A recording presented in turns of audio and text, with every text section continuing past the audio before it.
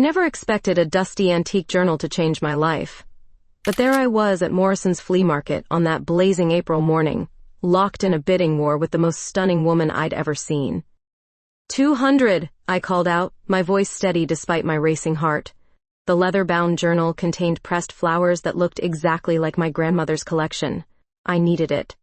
The blonde across from me raised her paddle without hesitation. 250. Her confidence was magnetic.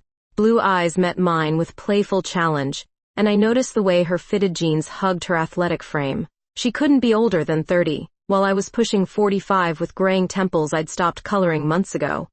300, I countered, knowing my animal shelter budget couldn't afford this indulgence.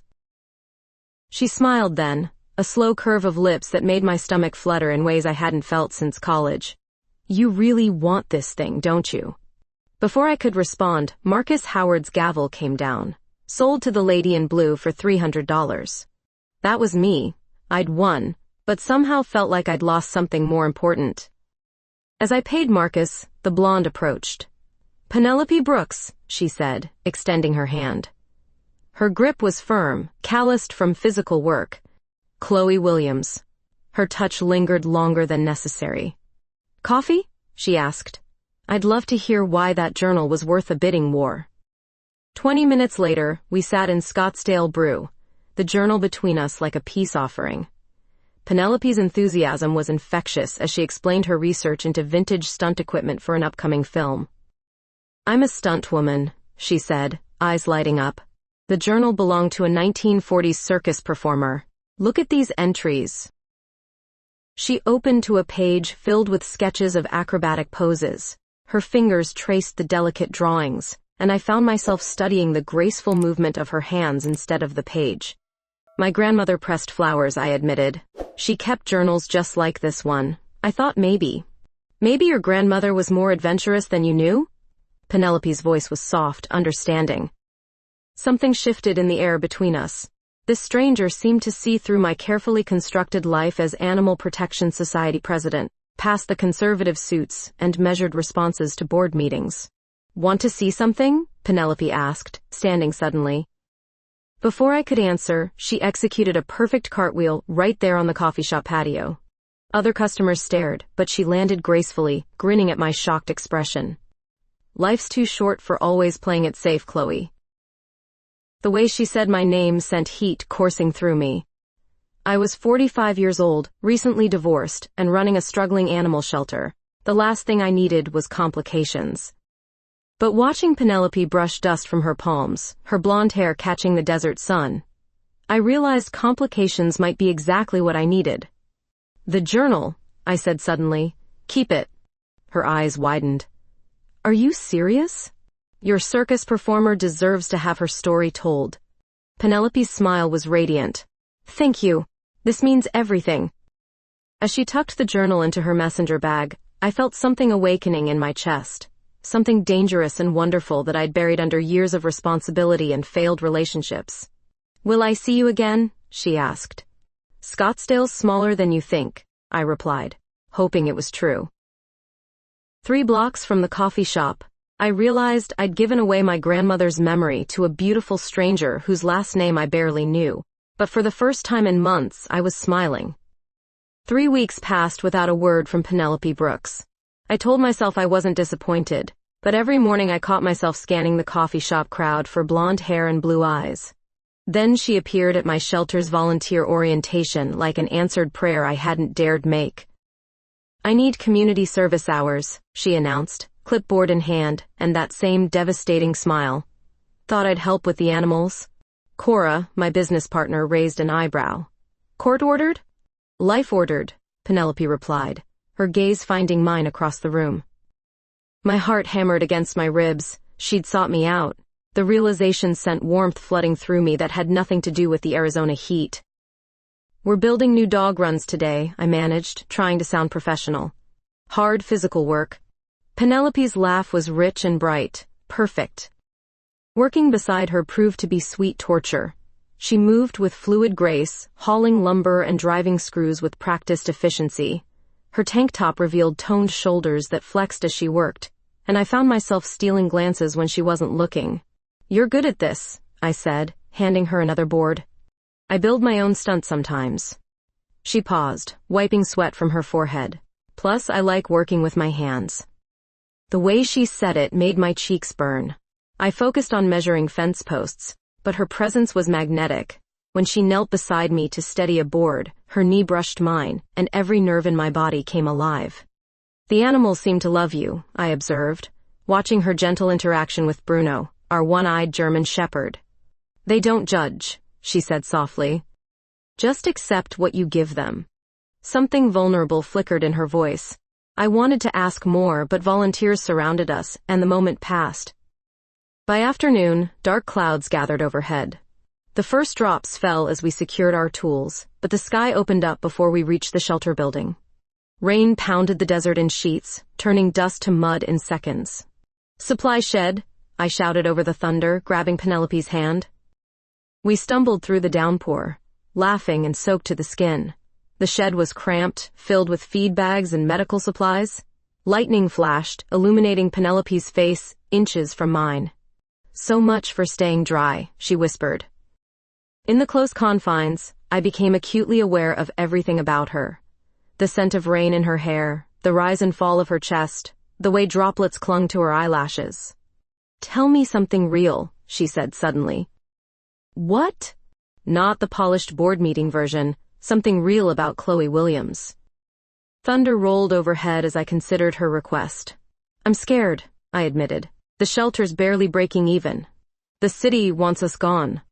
Sometimes I lie awake wondering if I'm fighting a losing battle. And I haven't felt truly alive in years. Until I stopped myself before I could finish the thought, but Penelope stepped closer. Until when? Until a beautiful woman challenged me over an antique journal. The admission hung between us like electricity. Penelope's eyes searched mine, and I saw my own longing reflected there. I grew up in foster care, she said quietly. 12 different homes before I aged out. Never stayed anywhere long enough to matter to anyone. My heart ached for the lonely girl she'd been. You matter now. Do I? Her voice was barely audible over the rain. Yes. The space between us disappeared. Her lips met mine softly at first, then with growing urgency as I responded. She tasted like coffee and possibility, and kissing her felt like coming home to a place I'd never been. When we broke apart, both breathing hard, I rested my forehead against hers. I don't know what I'm doing, I whispered. Neither do I, she replied. But I'd like to figure it out with you. The storm passed as suddenly as it had come, leaving clean air and the promise of something new beginning. As we emerged from the shed, Penelope's hand found mine. Dinner tomorrow? She asked. Yes, I said, knowing my carefully ordered life was about to become beautifully complicated. Watching her drive away, I realized Penelope Brooks wasn't just seeking community service hours. She was seeking me. And for the first time in years, someone's pursuit felt like exactly what I needed. The pursuit began innocently enough. Tuesday morning at Desert Grounds Coffee, I spotted familiar blonde hair 3 tables away. Penelope pretended to read a newspaper when our eyes met. Fancy meeting you here, I said, approaching with my usual order. Her smile was pure mischief. I'm exploring the neighborhood. This place has great reviews. She'd been coming here for weeks, I later learned. The barista confirmed it when he asked if we wanted the usual couple's discount. By Thursday, she'd materialized at my yoga class, unrolling her mat beside mine with practiced nonchalance. Trying something new, she explained, executing a perfect warrior pose that made other students stare. Her flexibility was mesmerizing. During Downward Dog, I caught myself studying the curve of her spine instead of focusing on my breathing. When class ended, she walked me to my car. Coffee tomorrow? She asked. You're persistent, I replied, trying to sound stern. Is it working? The hopeful vulnerability in her voice undid me completely. Maybe. Friday brought the grocery incident. Reaching for organic carrots in Whole Foods, I found Penelope's hand already there. Great minds, she laughed, but her cart contained protein bars and energy drinks. Hardly grocery shopping. Are you following me? I asked directly. Her cheeks flushed pink. Would that bother you? The honest truth surprised us both. not as much as it should. The real breakthrough came during our monthly board meeting. City Councilman Richards was demanding we euthanize 12 dogs deemed unadoptable when Penelope burst through the conference room doors. "Chloe Williams is saving lives," she declared, striding to the front of the room with complete confidence. "These animals deserve advocates, not executioners." Richards sputtered protests, but Penelope's passionate defense of our no-kill policy left the board speechless. She produced veterinary reports, rehabilitation success stories, and adoption statistics I hadn't even shared with her. "How did you know all this?" I whispered, as the meeting adjourned in our favor. "I've been researching, learning about what matters to you." That night, she called about an injured raccoon behind her apartment. I arrived with medical supplies to find her sitting on her back steps, perfectly healthy wildlife nowhere in sight. "False alarm?" I asked. I lied. She gestured to 2 glasses of wine beside her. "I wanted an excuse to see you." The desert sky blazed with stars as we talked. She told me about growing up without stability, how performing stunts gave her control over chaos. I shared my divorce, how David left because I cared more about animals than starting a family. "Maybe you just hadn't found the right person to start one with," she said softly. Her words hung in the warm air between us. I was 45, set in my ways, comfortable with solitude. She was 31, vibrant, turning my ordered world upside down with her relentless pursuit. "Why me?" I asked finally. "You could have anyone." Penelope moved closer, our knees touching on the narrow step. "Because you see things worth fighting for. Because you kiss like you mean it. Because when you smile, really smile, it changes your whole face." "I don't usually do this," I admitted. "Do what?" "Let someone chase me. Let myself want someone this much." Her hand found mine in the darkness. "I'm not going anywhere, Chloe." The promise in her voice made my heart race. This beautiful, determined woman had upended her entire routine to be near me. She'd researched my work, defended my principles, and pursued me with single-minded focus. "What happens next?" I whispered. "Whatever we want." Her thumb traced circles on my palm. "I just know I want it with you." Phone calls became nightly rituals. She'd ring at 10:30, claiming wildlife emergencies that never materialized.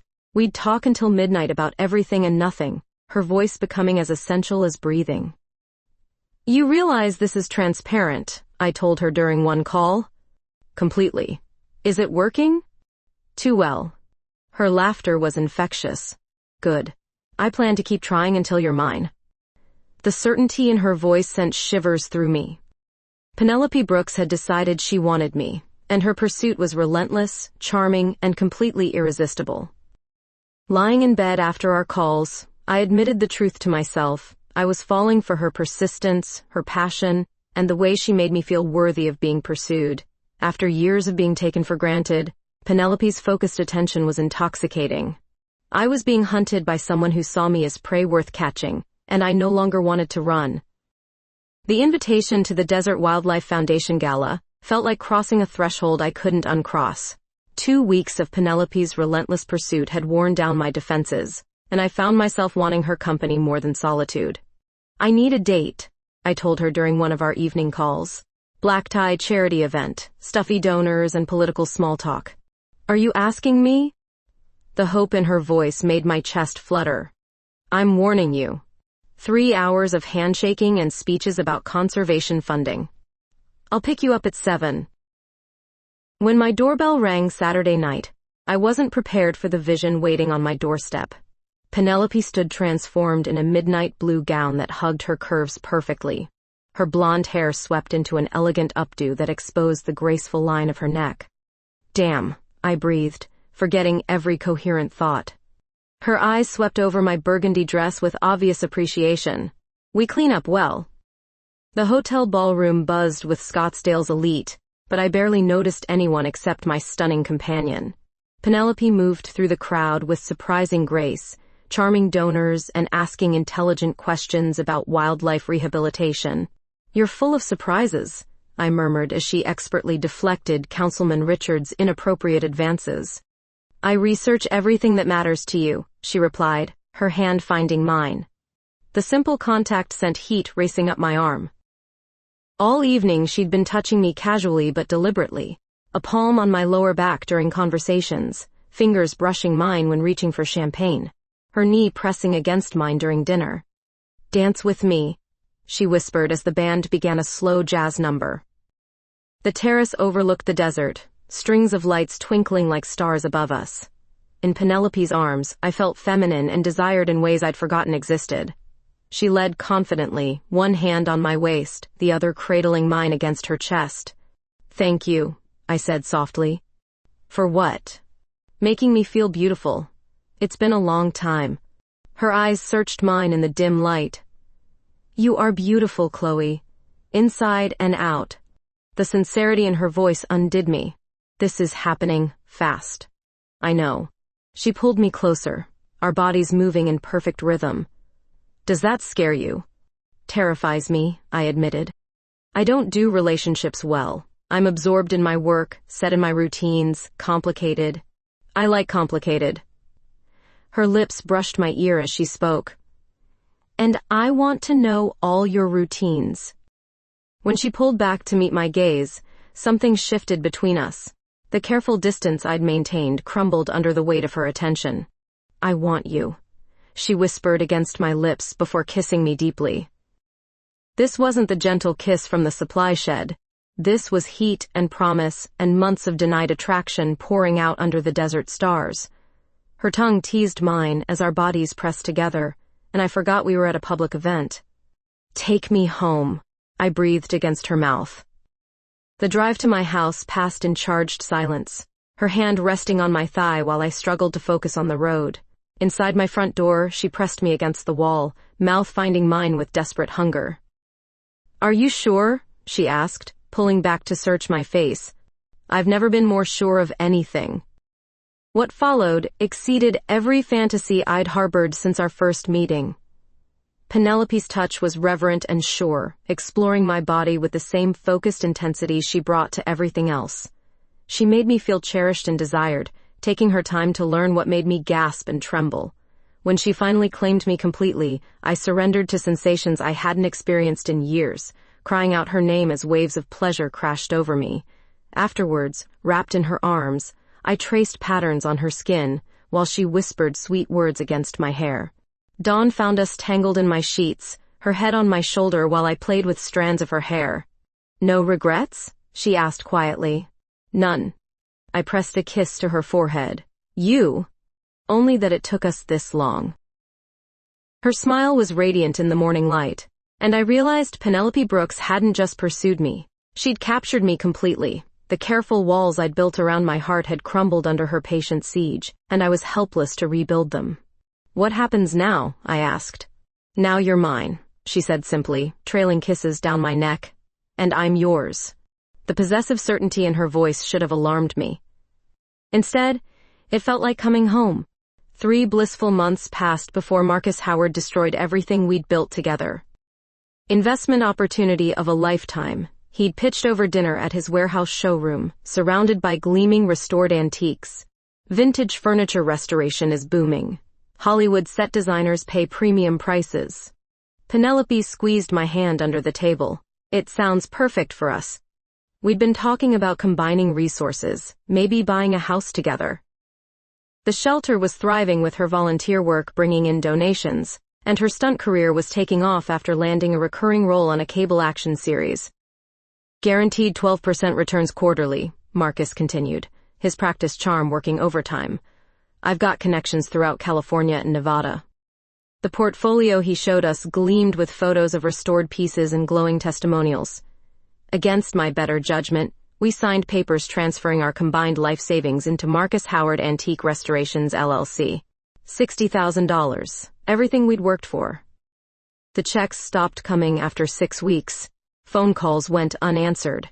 When we drove to his warehouse, we found empty space and a for lease sign. "Son of a bitch," Penelope whispered, staring at the vacant building. My hands shook as the reality hit.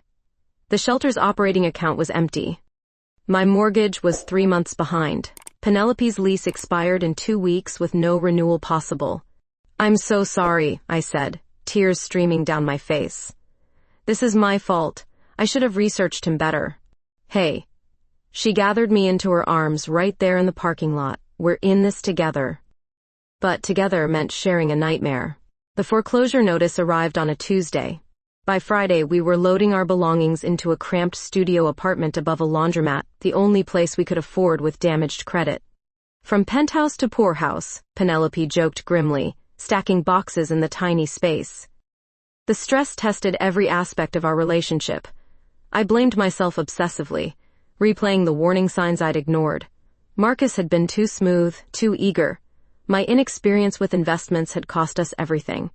You couldn't have known, Penelope insisted for the 100th time. I should have protected us better.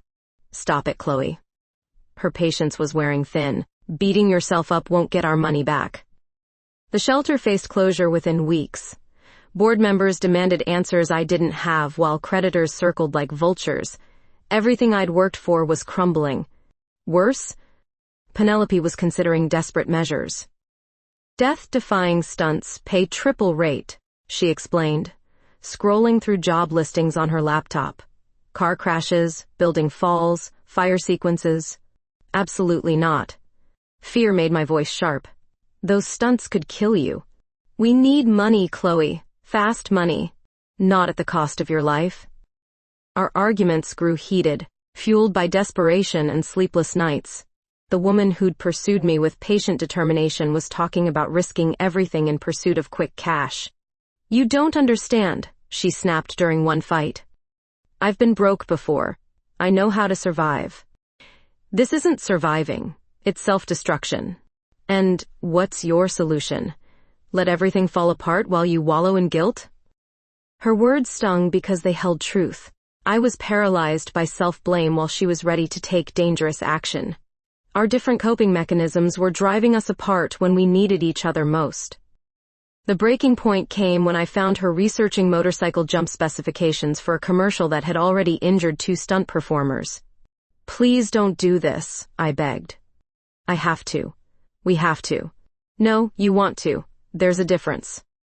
She looked at me with exhausted eyes. What do you want from me, Chloe? To sit here and watch everything we care about disappear? I want you safe. I want us to have a future. The gulf between our definitions of protection versus action felt insurmountable.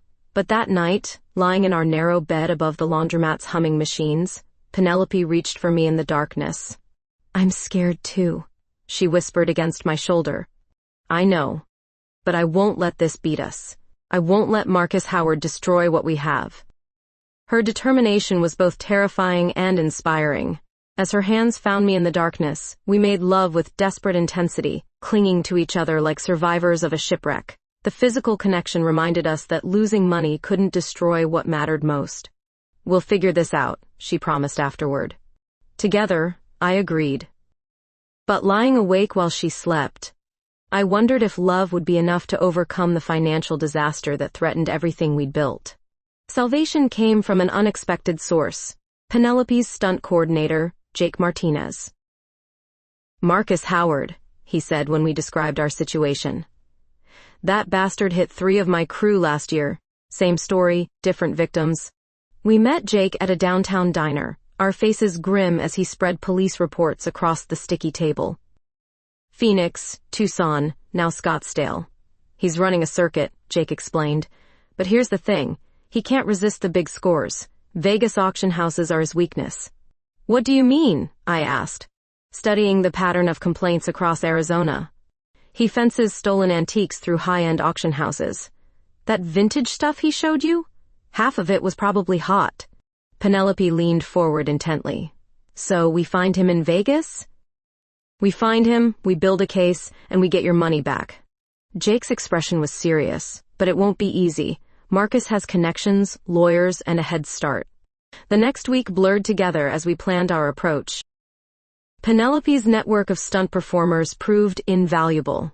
They'd dealt with con artists before and knew how to gather intelligence without tipping targets. We need surveillance photos, financial records, and witnesses, I said, applying my legal background to build our case. Leave the surveillance to me, Penelope replied with a dangerous glint in her eyes. Teaching me basic reconnaissance felt surreal.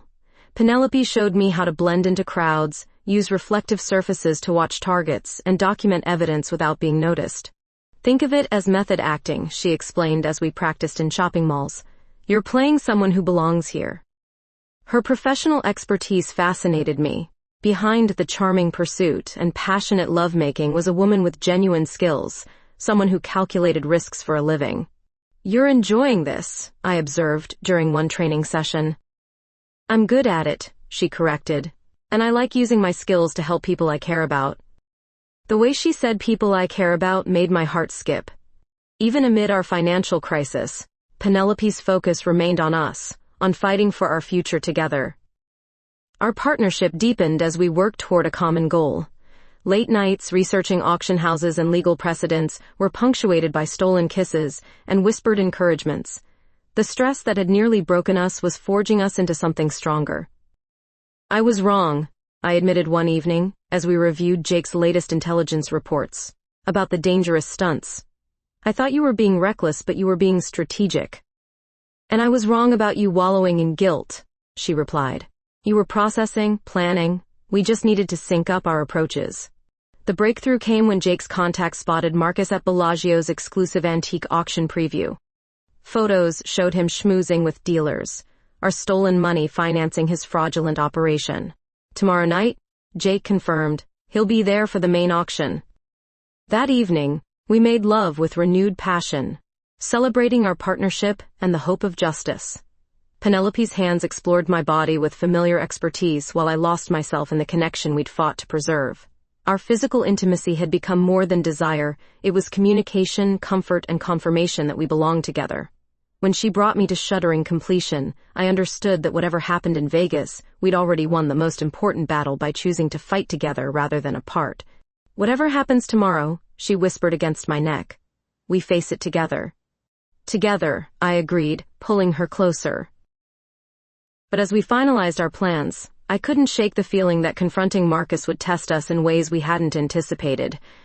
Our amateur investigation was about to become a real-world confrontation with a professional criminal. You sure about this? I asked as we packed surveillance equipment. I'm sure about us, Penelope replied firmly. Everything else is just logistics. Her confidence was infectious, but Vegas held too many variables for comfort. Marcus Howard had stolen our future once already. Tomorrow we'd either reclaim it or lose everything trying. No regrets? I asked, echoing her words from months ago. Only that it took us this long to fight back, she said with that devastating smile that had started everything. The Bellagio's exclusive auction house gleamed with marble and crystal, a temple to wealth that made our cramped studio apartment feel like another lifetime. From our position across the hall, we watched Marcus work the preview crowd with practiced charm. There, Penelope whispered, adjusting her earpiece. Gray suit, silver hair, just like Jake's photos. My heart hammered as I watched our tormentor laugh with potential buyers, completely at ease while we'd spent months struggling to survive. He looked prosperous, confident, untouchable. Police are positioned at 3 exits, I confirmed through my hidden microphone. Detective Morrison had been skeptical until we'd provided Jake's evidence linking Marcus to crimes across 4 states. The auction began with lesser pieces, building toward the evening's featured lots. We waited, tension coiling tighter with each passing minute, until the auctioneer announced a collection of vintage journals and documents. Ladies and gentlemen, Lot 47 features rare circus memorabilia, including personal effects from renowned 19th century performers. My breath caught as they displayed my grandmother's journal, the one I'd given Penelope that started everything between us. Son of a bitch stole it back, Penelope hissed. Marcus was bidding aggressively, driving the price higher with each gesture. Watching him profit from our stolen memories ignited rage I'd never felt before. Now, I whispered into my mic. We moved according to plan. Penelope entered from the north corridor while I approached from the south, coordinating with Detective Morrison's team to ensure no escape routes remained open. But Marcus spotted us immediately. His face went pale as recognition dawned, and instead of the surprised surrender we'd anticipated, he bolted toward the service entrance. Damn it, Penelope cursed, giving chase. What followed was chaos. Marcus knew the building better than we'd estimated, leading us through service corridors and maintenance areas, while auction guests scattered in confusion. He's heading for the parking garage, Penelope called, her superior conditioning keeping pace while I struggled behind. The stairwell echoed with our footsteps as Marcus descended 3 floors ahead of us. My legal training hadn't prepared me for foot pursuits, but Penelope moved like the professional she was. Get to the street level, she ordered. Cut him off if he reaches the casino floor. I changed direction while she continued pursuit, my chest burning as I ran harder than I had since college. The elevator was too slow, so I took stairs 2 at a time, praying I wouldn't lose him in the casino's maze. Emergency alarms wailed as I burst onto the main floor, security guards converging from multiple directions. Through the crowd, I spotted Marcus pushing toward the front entrance. Stop, I shouted, tackle hugging him from behind with technique Penelope had drilled into me. We crashed into a bank of slot machines as Marcus fought to break free. He was stronger than expected, desperation giving him advantage over my amateur approach. You stupid bitch, he snarled, elbowing me in the ribs. You have no idea who you're messing with. Pain exploded through my chest, but I held on until Penelope arrived, like an avenging angel. Her stunt training made short work of Marcus's resistance, pinning him with moves that looked effortless but left him gasping. That's for stealing our future, she said calmly as Detective Morrison's cuffs clicked into place. The aftermath unfolded in a blur of statements, evidence collection, and legal procedures. Marcus's briefcase contained documentation of dozens of similar scams, plus wire transfer records showing our money sitting in offshore accounts. Full restitution plus damages, Detective Morrison promised. This guy's going away for a long time. Hours later, we sat in our hotel room overlooking the strip, emotionally drained but victorious. We did it, I said, still barely believing our amateur investigation had succeeded. We did it together, Penelope corrected, pulling me against her side. The journal lay open on the bed between us, returned by evidence technicians after photographing every page. Seeing my grandmother's pressed flowers again felt like recovering a piece of my soul. Thank you, I whispered, touching the delicate petals. For what? For giving me the courage to fight back, for seeing something in me worth pursuing, for not letting Marcus destroy us. Her kiss was gentle, full of promise for the future we'd reclaimed. You were worth every risk, Chloe Williams. As Vegas lights twinkled below us, I realized we'd gained more than financial recovery. We'd proven our partnership could survive crisis, that together we were stronger than any obstacle. So what now? Penelope asked, tracing patterns on my arm. Now we go home and rebuild, better than before. Together? Always together. Marcus Howard had stolen our money, but he'd inadvertently given us something more valuable.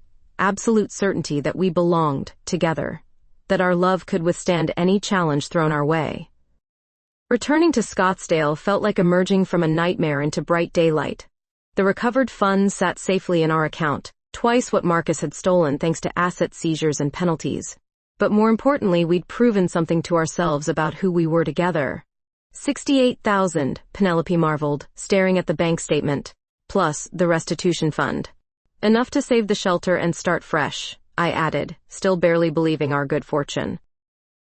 The foreclosure notice was already withdrawn. Board members who'd questioned my judgment were suddenly eager to discuss expansion plans, but our priorities had shifted dramatically during those desperate months. I keep thinking about what you said, I told Penelope as we walked through the shelter's kennels, about combining our skills. She paused beside Bruno's run, the one-eyed German shepherd pressing against the fence for attention. Animal training for film work? Exactly. Your Hollywood connections, my animal expertise. It's perfect. The idea had germinated during our Vegas planning sessions. Penelope's stunt coordinator friends constantly needed trained animals for productions, but finding reliable sources was challenging. We had the facilities, the expertise, and now the funding to make it work. Think about it, I continued, excitement building. We keep the rescue operation, but add specialized training programs. Revenue from film work subsidizes the shelter operations.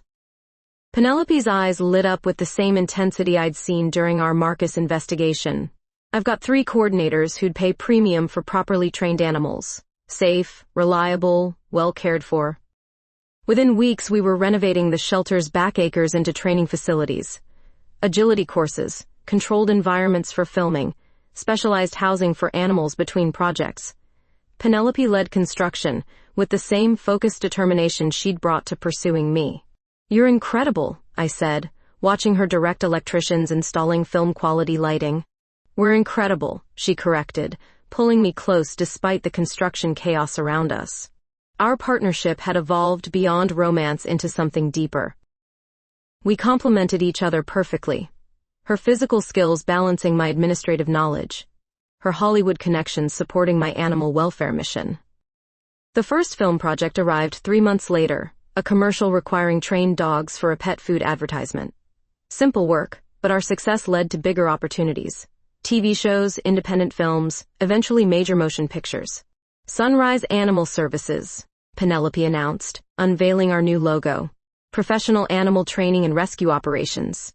"I love it," I said, meaning everything the name represented. That evening, we celebrated with dinner at the same restaurant where Marcus had pitched his fraudulent scheme. The irony wasn't lost on either of us. To second chances, Penelope toasted, raising her wine glass. To fighting for what matters, I countered.